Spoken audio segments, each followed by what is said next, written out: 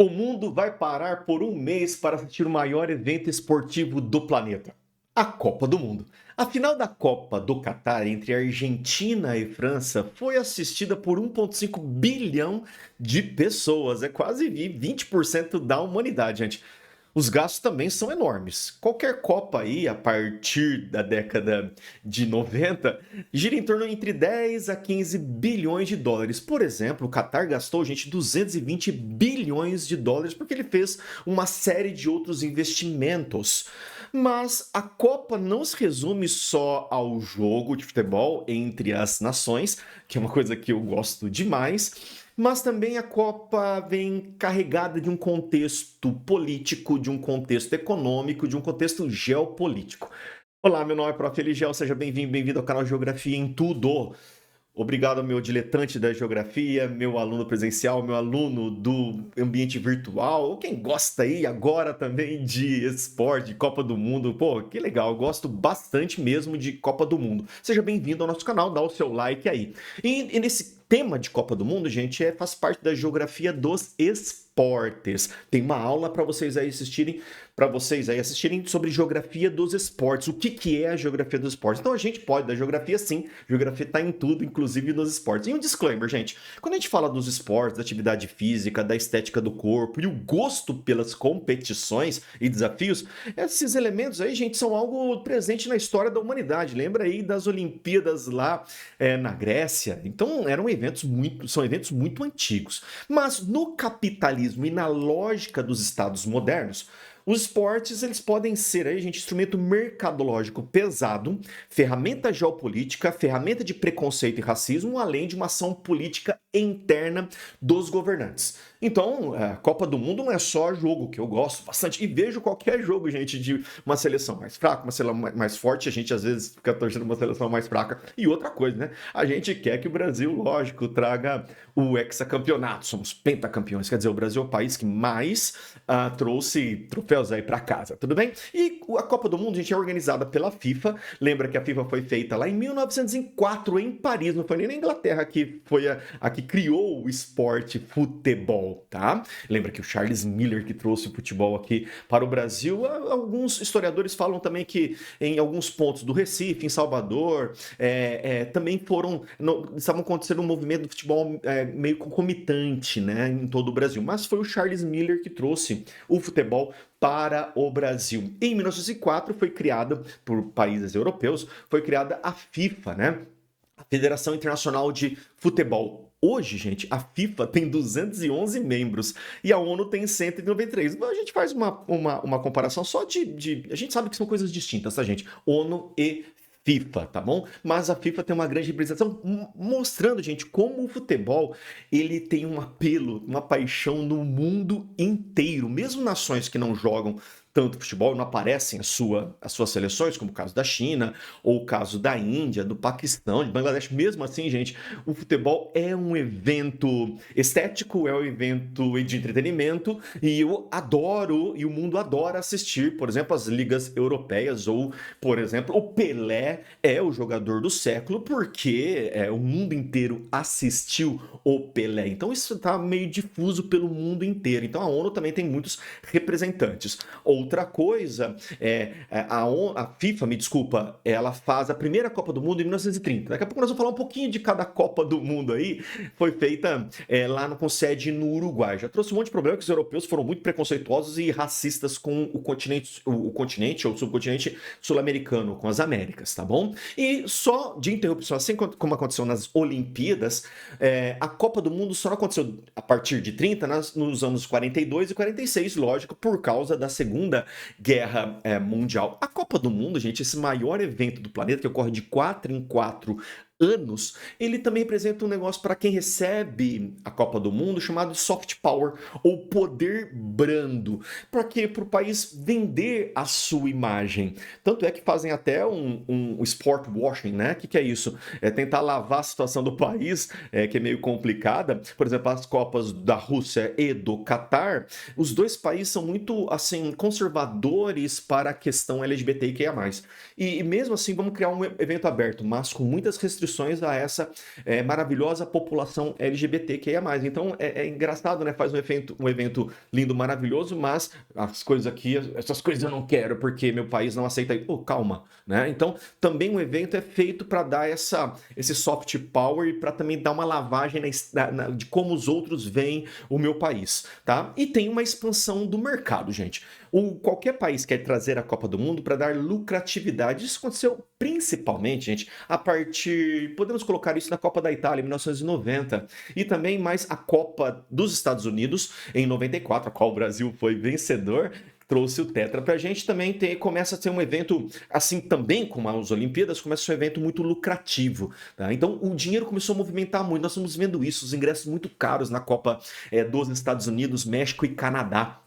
Tá ficando muito caro os ingressos, gente, e tá espantando a população. Então pode ocorrer uma gentrificação dos lugares que são sede desse evento e também uma gourmetização desse evento o futebol é popular, gente. O futebol é várzea, o futebol é amador, o futebol amador é muito forte. Então, mas está distanciando. Nós temos um movimento também de elitização. E por quê? Virou uma coisa mercadológica. Por exemplo, a FIFA lucrou 7,5 bilhões de dólares, gente, na Copa do Catar, tá bom? Nesse processo todo a FIFA lucra demais.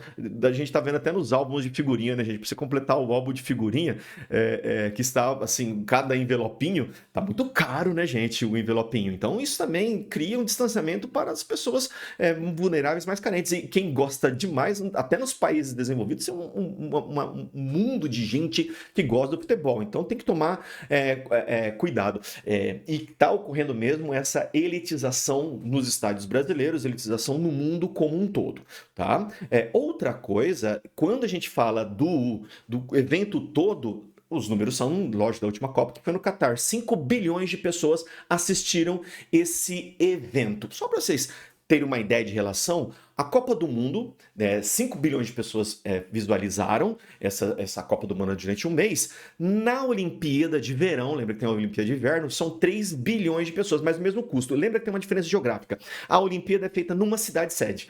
A Copa do Mundo são feitas em vários estádios dentro de um país. Lembra da Copa do Brasil, em 2014? Foi feita em vários estados brasileiros. Então era uma Copa que tinha frio, calor, tinha chuva, tinha seca. Era uma Copa interessante. Ou a Copa da África, né? A Copa da África em julho para o hemisfério sul é inverno. Gente, o final da Copa do Mundo em Joanesburgo foi muito fria, tá? E as Olimpíadas é feita numa cidade, essas Olimpíadas elas são feitas, né, numa cidade, a Copa do Mundo é distribuída pelo país inteiro. Então a Copa do Mundo, o país, na geografia, é um evento do país inteiro.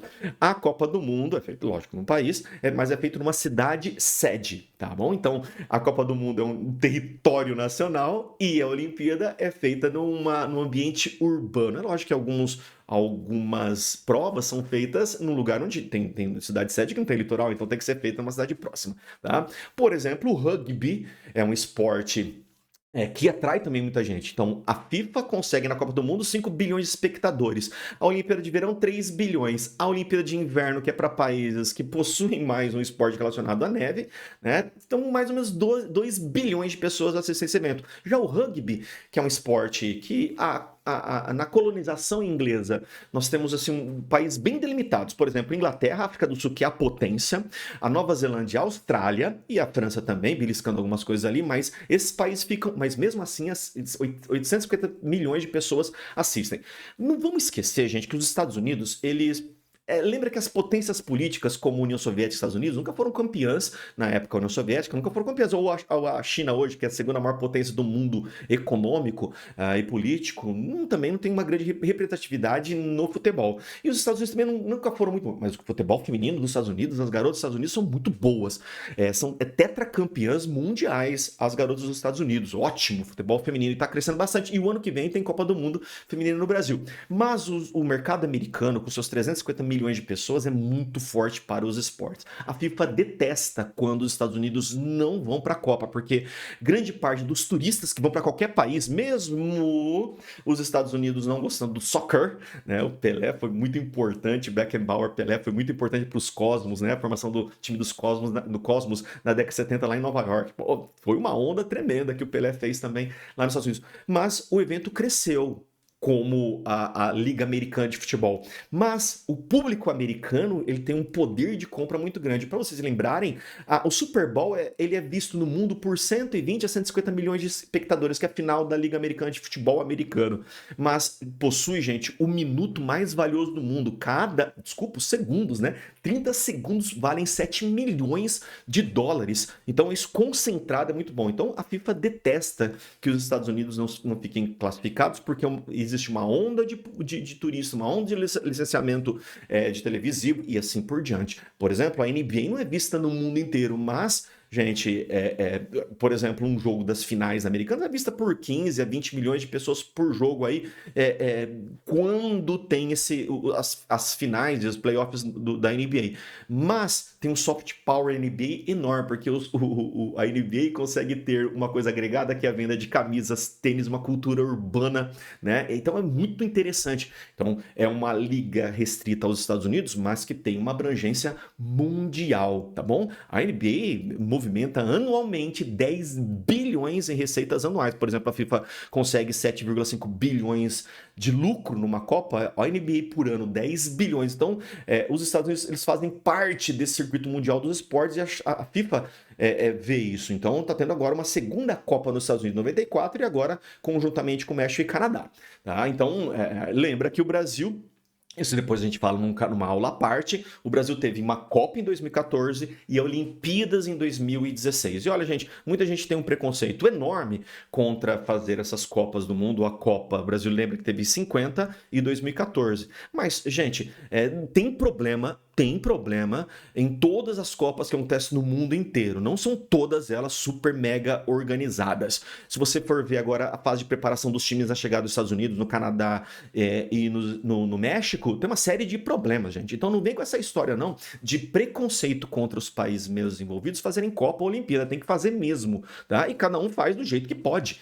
Mas é que a FIFA só pensa, às vezes, no lucro, então tem que fazer aquela Copa toda higienizar, não, tem que ter também essa incorporação com a população. E o evento 2014 e 2016 do Brasil, eles foram elogiados por todo mundo. Não fala muito 2014 do 7-1, por favor, gente, mas ele foi elogiado, os dois eventos foram muito elogiados, tá bom? Só que foi naquela década que começa em 2013, problemas muito grandes de movimentação. Assisti uma aula que eu fiz sobre esses anos 2010, sobre um livro, eu faço uma resenha de um livro. Então esses anos 2010 foram problemáticos, que teve aí o lavajatismo, que teve a parte conservadora de direita e o crescimento da extrema-direita no Brasil, que colocaram em xeque as políticas do PT, e também, naquele momento, a crise que aconteceu econômica veio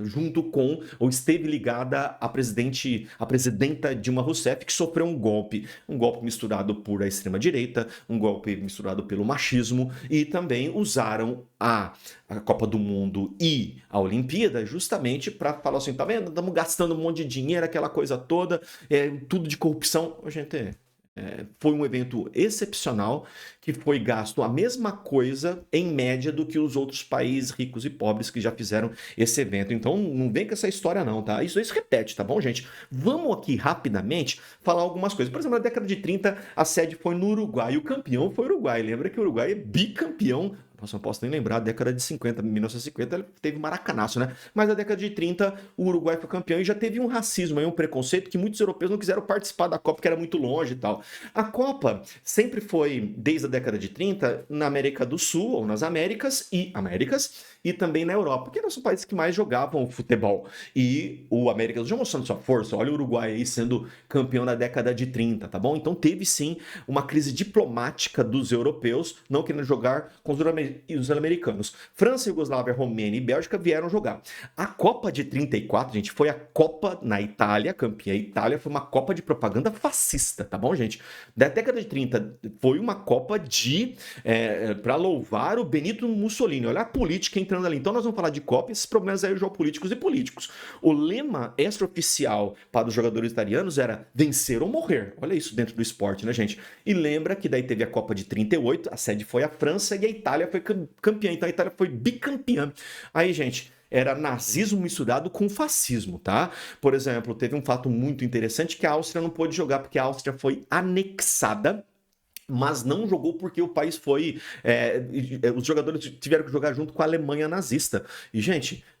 Cada hora a Alemanha nazista entrava, ela tinha que fazer o sinal do Heil Hitler, aquela coisa nazista. E até a seleção inglesa, vamos fazer tal. Teve um evento dessa que a seleção inglesa fez o sinal do nazismo, só para fazer uma contemporizar ali com o outro time. Não, vamos respeitar tal. Mas sempre os jogadores italianos faziam a saudação nazista, fascista antes dos jogos para o Benito Mussolini, tá bom? 42, 43, assim como a Olimpíada, não existiu Copa do Mundo por causa da Segunda Guerra Mundial. E daí volta em 50, a Copa que mostrava no Brasil, que mostrava essa força do crescimento dos países da América do Sul. Então era uma vez lá, uma vez cá.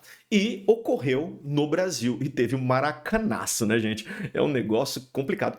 E na Copa de 50 teve uma punição contra a Alemanha e contra o Japão. Isso foi uma grande marca geopolítica. E o Brasil, gente, fez a final com o maior número de pessoas dentro de um estado, 200 mil pessoas no Maracanã. E o Brasil perdeu.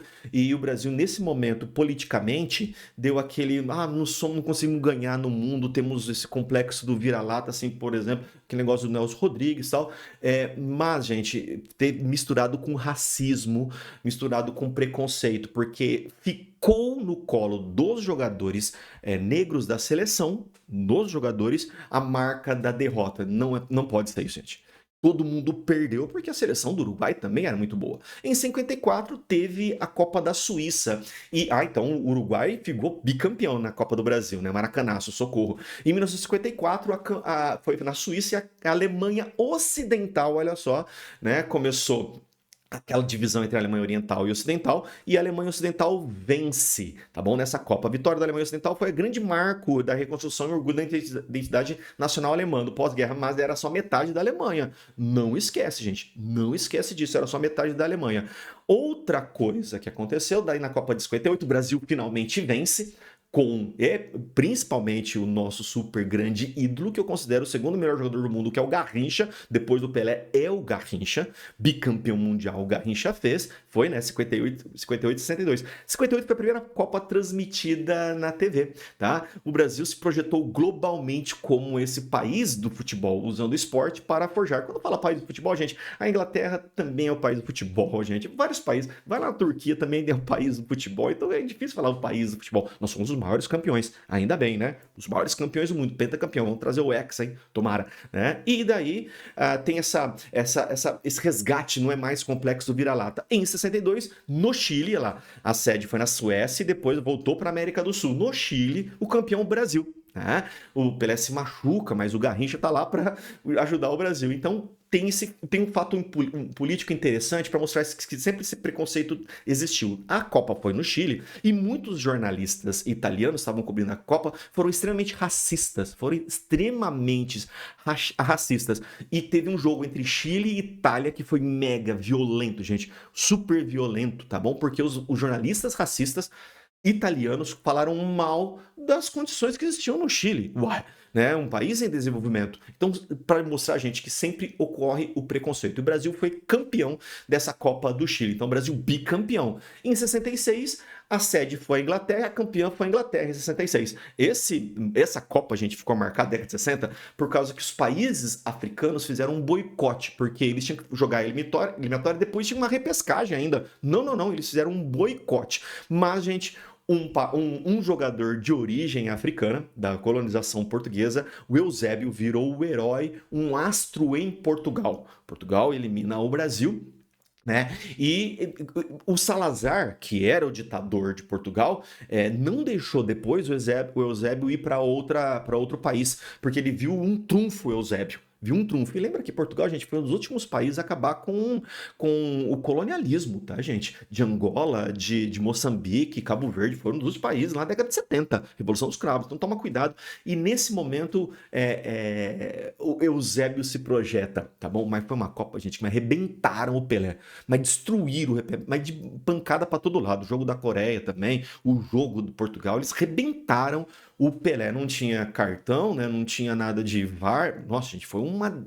desgraça para o nosso jogador Pelé e para a seleção, tá? Aparece também, né, na seleção Tostão, pô, um super craque, né? E a Inglaterra vence essa Copa. Década de 70, México, Brasil campeão. Na década de 70, um fato muito triste, nas eliminatórias dos anos 70 teve um negócio chamado Guerra do Futebol entre Honduras e El Salvador. É lógico que não era só por causa do futebol, era por causa de imigração entre os dois países. Então teve uma guerra triste, que foi a gota d'água, foi um jogo da eliminatória que foi uma violência imensa, gente. Uma violência imensa. E, politicamente, o Brasil utiliza, a ditadura brasileira utiliza a Copa do Mundo para se projetar. E o Brasil é campeão, então, com um dos maiores times que já existiu, com o Pelé sendo a Copa do Pelé, ele capitaneando com aquele com Clodoaldo, com Tostão, com Rivelino, ó, com Everaldo. Olha, gente, foi uma Copa.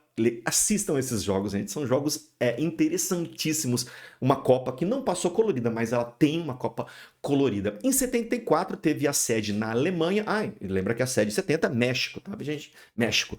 Aquela Copa dos 90 milhões em ação para frente Brasil e que o governo militar usou bastante. 74 foi uma Copa da Alemanha Ocidental. A campeã foi a Alemanha Ocidental. Já tinha ganhado em 54 e a Alemanha volta em 74 a ganhar a Copa. Mas teve um jogo muito interessante entre a Alemanha Ocidental e a Alemanha Oriental. E a Alemanha Comunista Oriental ganhou da Alemanha Ocidental. Mas mesmo assim, depois a Alemanha Ocidental foi a campeã, tá? Um fato hiper trágico, gente, aconteceu também com um jogo entre Brasil, na época não era a República Democrática do Congo, né? Era o Zaire. E daí, gente, o ditador Mobutu Sese Seko, ele falou o seguinte, se perder de novo, ele já tinha perdido um jogo pancada para a Iugoslávia, e depois falou assim, se perder de goleada, foi, assim, ameaçou os jogadores de morte, gente, que se levasse novas goleadas. Então tem um lance muito famoso entre Brasil e Zaire, que o rapaz chutou uma bola para longe, para passar o tempo, e o Brasil ganhou de 3-0. Então, acima de 3-0 vira goleada. Então, foi uma Copa pesada, gente, né, com um ditador projetando a violência para dentro de campo. Então, a República Democrática de Congo está agora na Copa do Canadá, México e Estados Unidos. E depois, em 78, a Copa da Vergonha, gente, a Argentina é campeã, mas por quê, gente? Um conluio da ditadura argentina. Era triste porque o Estado Monumental de Núñez era próximo ao lugar de tortura da Marinha, da ditadura argentina. Então, os torturados escutavam o som do Monumental de Núñez. E, gente, uma roubalheira danada, esse sagra campeão, ganhou de 6-0 do Peru, que tinha uma boa seleção no grupo do Brasil. Uma boa seleção. Eles ganharam de saldo de gol e foram classificados para as fases seguintes, para a fase seguinte. E, olha, gente, uma roubalheira pesada nessa Copa. Ditadura, quer dizer, a ditadura influenciando a Copa. Em 82, um dos melhores times do mundo, do Zico, Sócrates, gente, foi para Éder, né? Foi pra Copa Júnior, nossa senhora, que timaço Falcão, mas perdeu, né? A desgraça lá do estado, o jogo terrível contra a Itália, que era uma boa seleção, né? Na trágico Sarriá, né? Lá na Espanha. E a Itália foi campeã. Então a Argentina em 78, Itália campeã em 82, ganhou do Brasil e depois se sagra dentro da Espanha campeã. E lembra que nessa Copa 82 tinha acabado de romper o conflito das Malvinas. Então não sabia como que Inglaterra e Argentina iam se comportar. Isso daí foi se desdobrar em 86. Lá no México, novamente, que a Argentina foi campeã. E o super astro Diego Armando Maradona é o protagonista. E tem um lance que ele faz um jogo da Argentina e Inglaterra, né, nas quartas finais, ele faz um gol, gente, com a mão, né? E ele fala assim, não, se foi com a mão de Deus, né? E tem o gol do século, né? Que ele dribla todo mundo. Então aquilo mostra que foi um jogo, foi levado exponencial, foi uma coisa potencializada para a geopolítica, que ali a Argentina se sentiu vingada por causa da guerra das Malvinas, que os ingleses chamam de Falklands, né? Que é um território argentino, mas a Inglaterra tomou posse desde a década de 30 do século XIX. Então, Diego Armando Maradona, o super mega maravilhoso craque, vai lá e desconta esse sentimento para a Argentina. Itália é a sede na década de 90. O Maradona e o Canidia ganham do Brasil, se não me engano, nas oitavas de final. E o Brasil, a Argentina vai para a final da Copa, tá bom, gente? Junto com a Itália, né? Desculpa, com a Alemanha Ocidental. E a Alemanha Ocidental é campeã. Última vez que a Alemanha Ocidental joga como a Alemanha Ocidental, né? Mesmo já acontecendo a queda do Muro de Berlim, o nome ainda era Alemanha Ocidental. E o Franz Beckenbauer foi o seguinte: a primeira Copa que nós ganhamos como Alemanha, não só como Alemanha Ocidental. E também foi a última Copa que a União Soviética e a Iugoslávia jogam. Depois tem toda a desagregação do mundo comunista. Em 94, o Brasil campeão lá nos Estados Unidos. O fato marcante foi, gente, foi aquela super mega seleção da Colômbia. E depois o zagueiro Escobar fez cometeu um gol contra, e depois lá na Colômbia, por uma série de atritos, gente, não é só por causa do gol contra, mas briga de bar. Olha, tem um documentário interessante, documentário não, é uma série feita do Escobar, então, não do Pablo Escobar, do Andrés, se não me engano, o zagueiro chamado Andrés Escobar, ele foi morto por causa de uma discussão e por ter feito o gol contra. Então, nos anos 90, narcotráfico na Colômbia, isso contaminou, gente. Contaminou demais. Em 98, gente, a sede foi na França. E a França foi campeã. Então, Brasil em 94, a França foi campeã. A 98, gente, foi a Copa do Black, Blanc, Bleu, né? Ou o dos brancos, dos negros e dos árabes. A seleção da França, finalmente, aquela super seleção com o filho de Argelino, Zinedine Zidane, aquele jogador maravilhoso, vai lá e uma França, toda ela multi-étnica, né? Vai lá e é campeã, gente. 98 em cima do Brasil, que teve aquele problema com o Ronaldinho. Então, o Zidane vira um superaço, até então era o Michel Platini, o superaço agora é o Zidane, que daí ele vai fazer essa ascensão e tem um tremendo debate contra a imigração. Ou o debate pró-imigração, porque tá vendo? A seleção da França só ganha se nós estivermos todos nós juntos. Nós estivermos com toda essa riqueza multiétnica. Então aconteceu isso em 1998. E em 2002, Copa do Japão e da Coreia do Sul, campeão foi o Brasil. Mas só para resgatar um pouco, em 2002 a França sai na primeira fase. E daí um político chamado Jean-Marie Le Pen, agora tem a Marie Le Pen, o Jean-Marie Le Pen, xenófobo, falou: você tá vendo esses imigrantes? Não... Porque ela foi desclassificada antes, em 2002. E o Brasil é campeão, aquele super time do Ronaldinho Gaúcho. Olha, gente, era um Roberto Carlos, Cafu, né? Então um timaço também. Em 2006...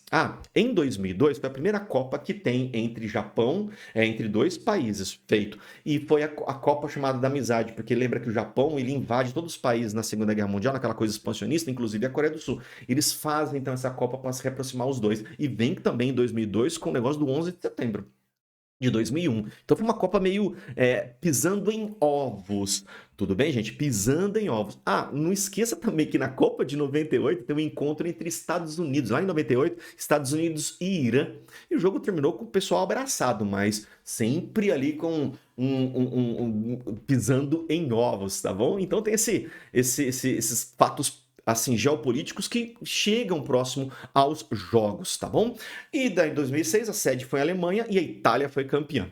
E aí, nesse jogo aí, gente, foi aquela coisa da cabeçada do Zinedine Zidane, uma série de provocações racistas de um jogador Materazzi do time italiano, que daí o Zidane ficou mais famoso a cabeçada do Zidane no Materazzi do que a Itália ser campeã. E lembra que depois, gente, a Itália até hoje não, faz já 2 Copas que a Itália não consegue classificar, tá bom, gente? Então, assim, quando a gente fala assim, o futebol brasileiro tá em crise, mas também dos italianos, com a superpotência tricampeã, também em crise.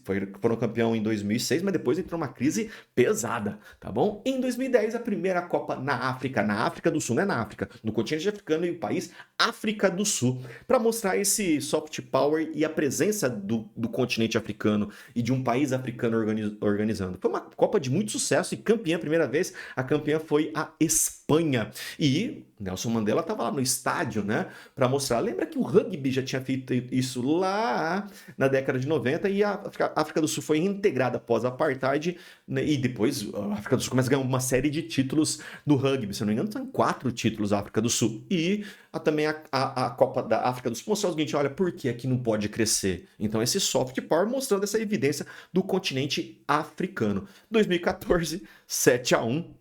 E para mostrar também que o Brasil pode fazer Copa. Foi um evento maravilhoso, mas o Brasil, gente, 7-1 é um negócio assim muito para nós ficou marcado. Quem foi campeão? Aquele time maravilhoso da Alemanha. Poderia ser campeão, né, gente? E quase ele foi com a Argentina, gente, do Messi. E quase os argentinos ganham a Copa aqui dentro do Brasil. Em 2018, a campeã novamente foi a França, mostrando e a Copa do Brasil foi um sucesso de organização, tá bom, gente? E o legado para nós foi série de estados, mas contrapondo a isso, foi um monte de promessa, especialmente nos transportes e urbanos, não se concretizaram. Tá? Não se concretizaram, mas colocou o futebol brasileiro interno com arenas mais modernas, mas também aquele processo de elitização, não esquece disso. Década de 2018, a Rússia, né, fez um soft power, tudo bem, gente? Mas com uma série de problemas, porque eles tinham acabado de anexar a Crimeia em 2014, problemas dentro da Ucrânia, não tinha guerra contra a Ucrânia, mas uma série de problemas e atritos com a União Europeia e com a Ucrânia. E o Vladimir Putin usa a Copa de 2018 para dar esse sport washing, como eu falei para vocês.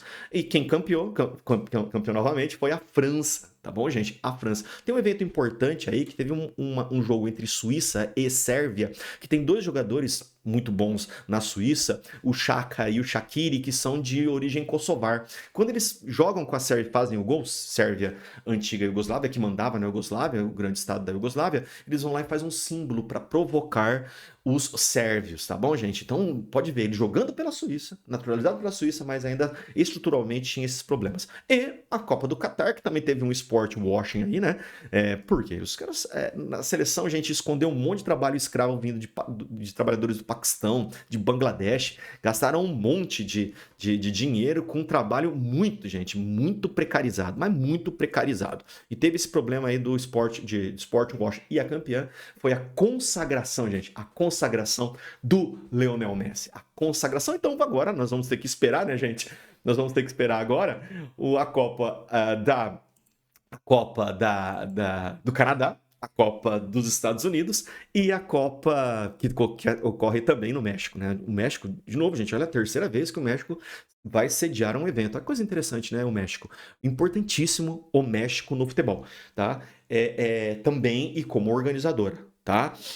Gente, de novo, na geografia dos esportes, nós temos que ver os esportes, temos que fazer a competição, esporte muito importante para a educação, para a coisa lúdica, para o nosso entretenimento, mas ele está envolvido em contexto político e geopolítico. Isso que a gente tem que prestar atenção, tá bom, gente? Essa foi uma aula para a gente deixar bem claro o que é. Novas aulas de geografia do esporte do Copa do Mundo. Vem aí, gente. Dá o seu like, um grande beijo e até mais, gente.